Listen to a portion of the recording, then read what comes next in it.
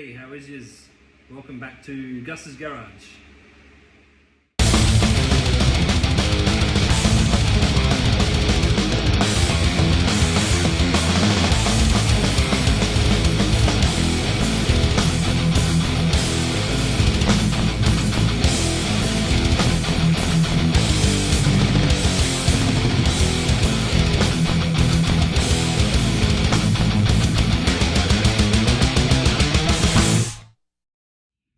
So it's been a very long time since I've posted any progress or updates. I think the last video I made was October 22. It's now December 23, so over 12 months. In that time, I've just been buying and selling a lot of things. So I've got some sad news about the Skyline. I've moved it on, it's sold. I needed some shed space back, so it was the first thing to go. I've got everything back out of the weather now, and that car just needed too much time, effort and money put into it.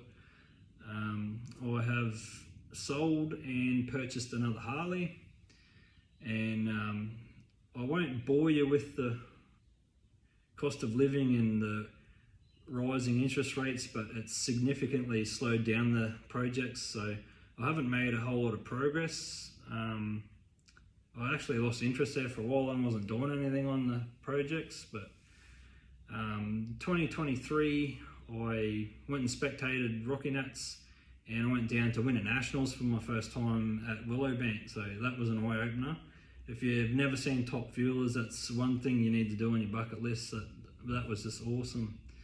So we'll go and check out what's going on here. Fuck me, dude.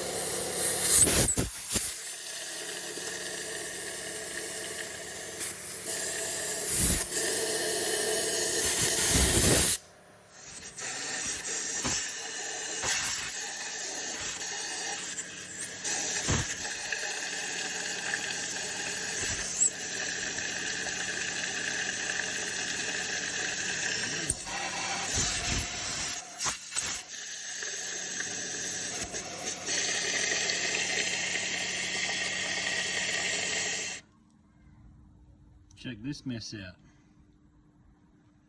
So this is my 350 out of the ski boat. I'm just cleaning the block up, getting ready to paint. And that is all of the rust and corrosion out of the water jackets. So I stuck some compressed air down and blew them out, trying to clean it out a bit. And that's what happens when boat motors are sucking dirty old dam water all the time. They don't have a closed cooling system, so I suck the dam water in and spit it straight back out. It hasn't done that block any favours.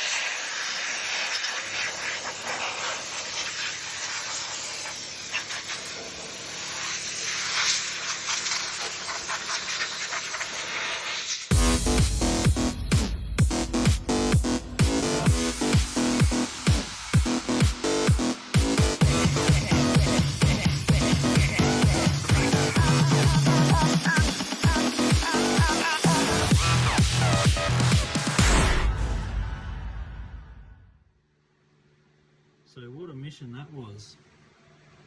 I've left that block sit too long wrapped up in plastic.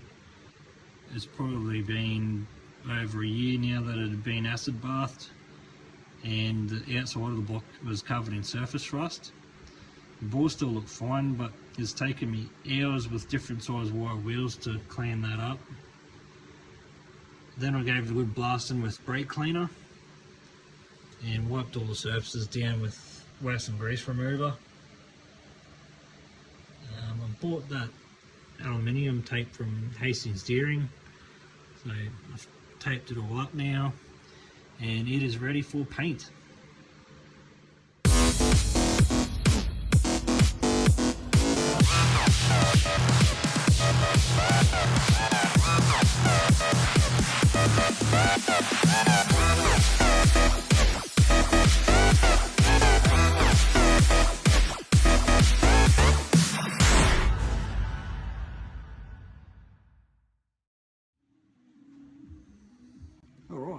So I'm just test fitting that block into the car now, and what I found was I bought the wrong heavy duty engine mounts from Castlemaine Rod Shop. They're way too low. So in the meantime, I'd come across these Dello engine mount adapters on Marketplace. They are to suit Chev with the original V8 Holden engine mounts.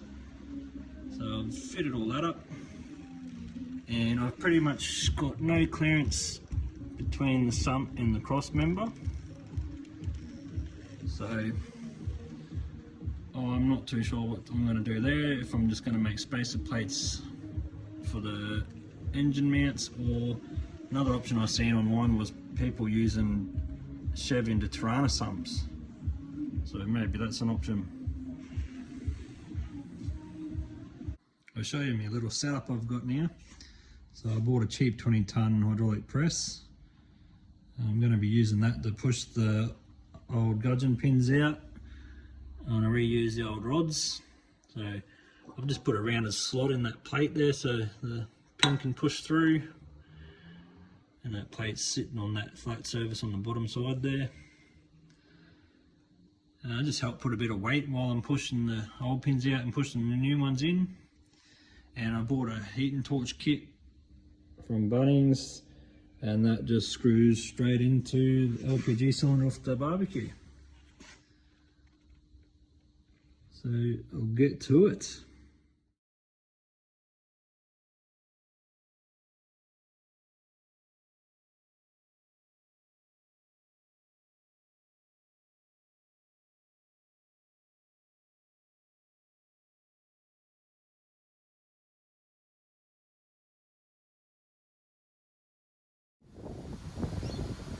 Saturday morning, I just picked up a car trailer off on a little road trip up to Byfield to pick a car up.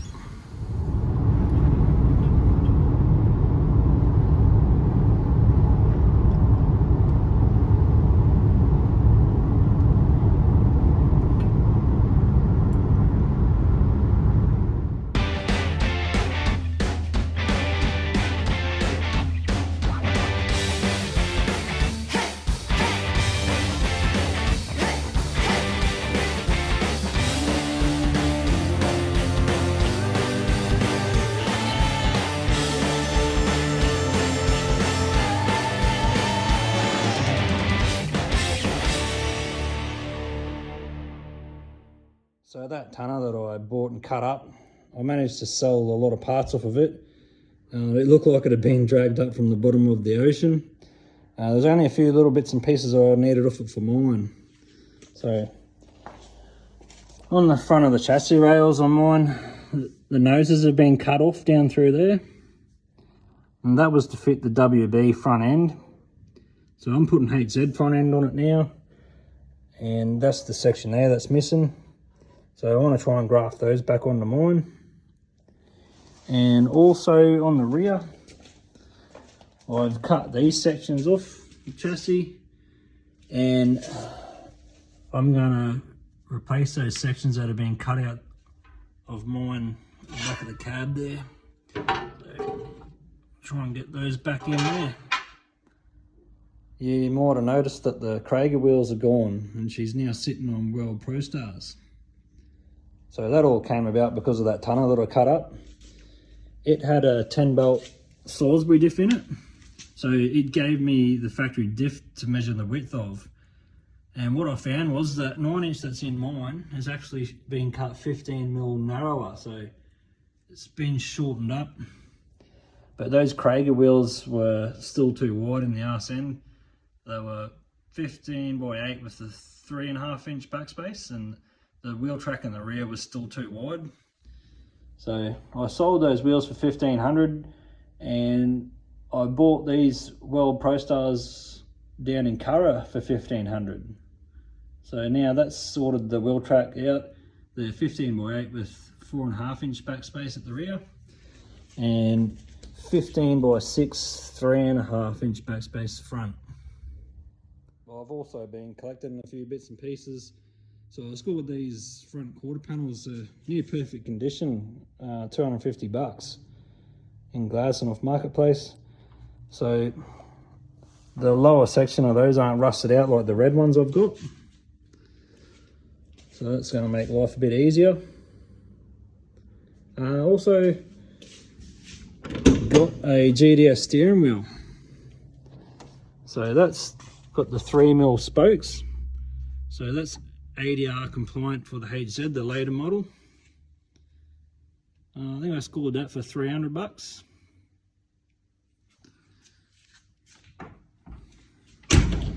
The 400 Chev's back now from Hillman Motors for the boat.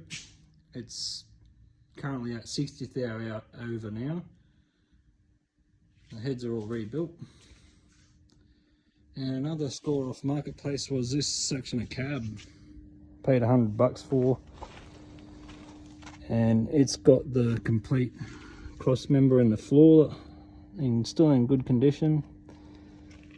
Mine's been cut out here through the center, so I want to replace that piece and put back in mine. I've given my little workbench a bit of a makeover. I put a gal sheet on top of it. So I folded the edges over and pop riveted on. It makes it a lot nicer to work on, easier to clean now. Work on my engine components on it. And bolted a vise to the end of it. So this is where I'm currently at with the build. I just ordered a digital scale from JC Instruments in Brisbane last week. So that's turned up. And it measures in 0.1 of a gram. So what I'm using that for is to measure all the engine components in the bottom end, so I can get it all balanced. The pistons, gudgeon pins and the conrods. So let's give it a try, see how it measures.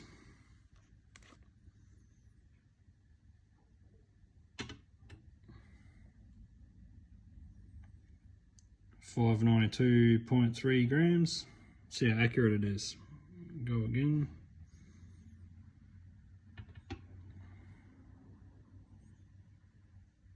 $592.3 grams.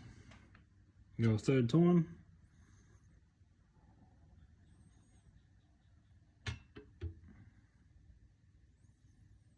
$592.3, so that is awesome. That is measuring perfectly. I'll try the gudgeon pin.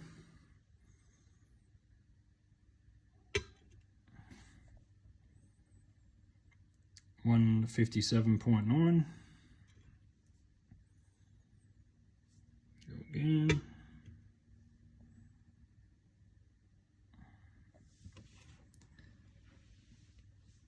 $158. So 0.1 of a gram difference there.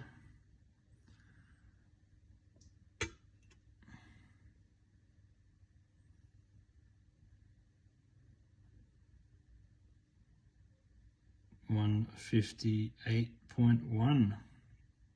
So I'm pretty stoked with that. If that scale can measure that accurately, then I should be able to get all that bottom end to a close tolerance. I was hoping I was going to be able to balance it better than a tolerance of 1 or 2 grams, so that's pretty awesome. I'm happy with that. Alright, so to give myself a bit of motivation to get some more work done, I sent some photos and a bit of a story through to Street Machine magazine to feature the tonner in the build section. So the December issue's just been put out, and I noticed that I'm in there, so pretty happy with that. So it's not going to be that long before the next video. I'm going to get stuck into doing this bottom end now. So until then, hooroo!